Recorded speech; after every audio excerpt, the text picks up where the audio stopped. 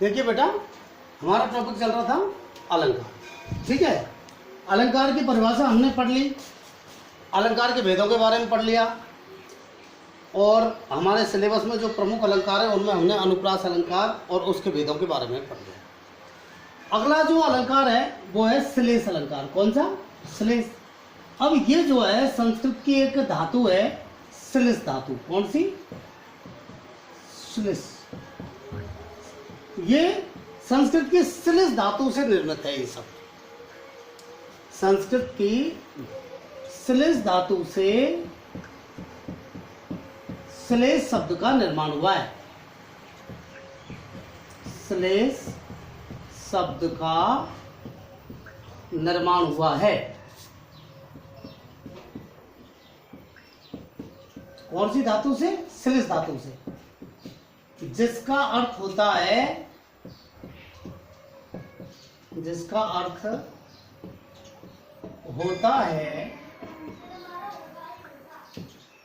चिपकना। क्या अर्थ होता है? चिपकना। इस श्लेष धातु का अर्थ है चिपकना। अब इसका मतलब क्या है? श्लेष मतलब चिपकना। श्लेष धातु का अर्थ क्या है? तो जो है काव्य में जब किसी शब्द एक या एक से अधिक शब्दों के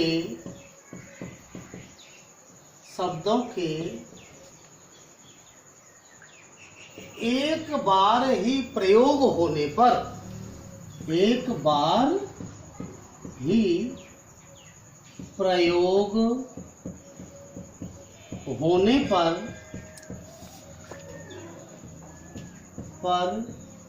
प्रसंगवश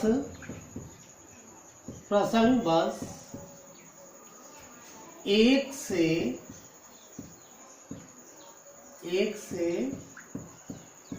अधिक अर्थ निकलते हों,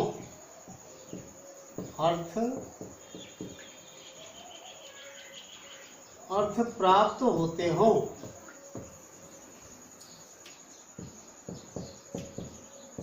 तो वहाँ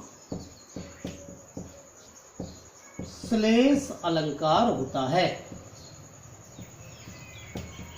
श्लेष अलंकार होता है। ठीक है, मतलब काव्य में ऐसा एक शब्द भी हो सकता है और एक से अधिक भी हो सकते हैं। कैसे शब्द? जिनका प्रयोग एक बार हुआ है, लेकिन एक बार में ही प्रसंगवश एक से अधिक अर्थ प्राप्त होते हैं। मैं आपको एक एग्जाम्पल देता हूं। जैसे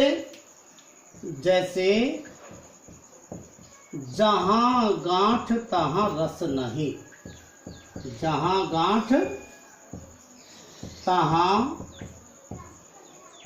रस नहीं, यह जानत सब कोई, यह जानत सब कोई। अब आप देख लीजिए, यहां गांठ और रस शब्द का प्रयोग एक एक बार हुआ है, एक एक बार हुआ है ना, लेकिन प्रसंगवश इनके दो दो अर्थ हैं। प्रसंग के कारण, प्रसंग ऐसा है। अब इसका सामान्य अर्थ तो क्या हो गया कि गन्ने में जहां गांठ होती है वहां रस नहीं होता, ये सब जानते हैं। सामान्य अर्थ तो इसका ये हो गया, गन्ने में जहां गांठ होती है वहां रस नहीं होता है। ये बात है, सारे लोग जानते हैं। एक अर्थ। दूसरा, तो एक तो गांठ का अर्थ गांठ ही हो गया। दूसरा अर्थ जो है, गांठ का मतलब होता है मनमुटाव। क्या? मनमुटाव।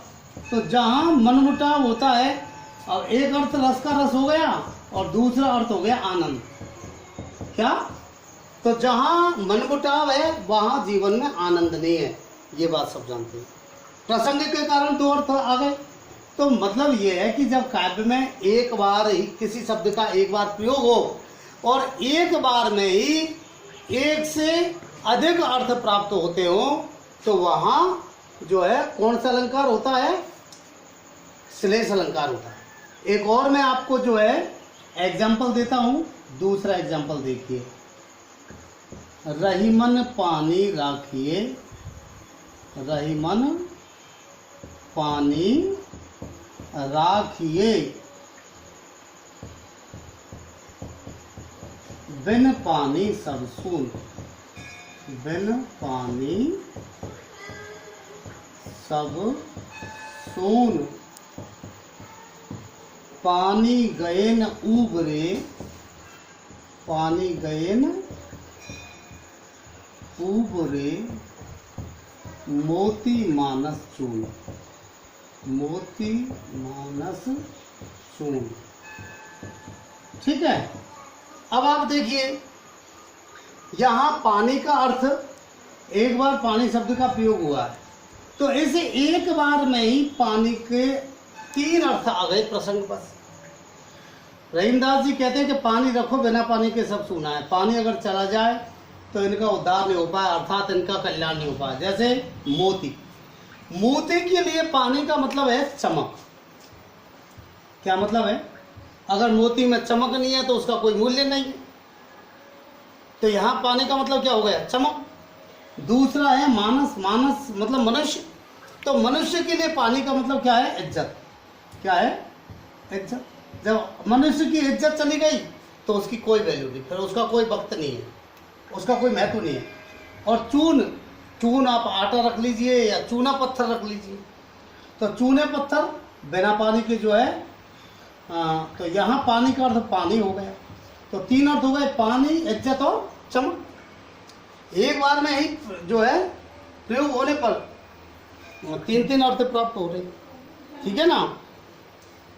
तीसरा एग्जाम्पल मैं आपको देता हूँ, बलिहारी नृपकूप की, बलिहारी नृपकूप की,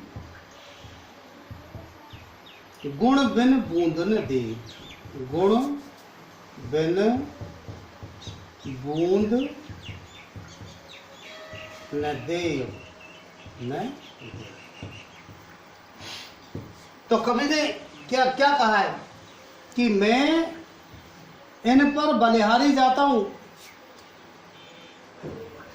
राजा पर और कुआं पर बलिहारी जाता हूं, क्योंकि ये गुण के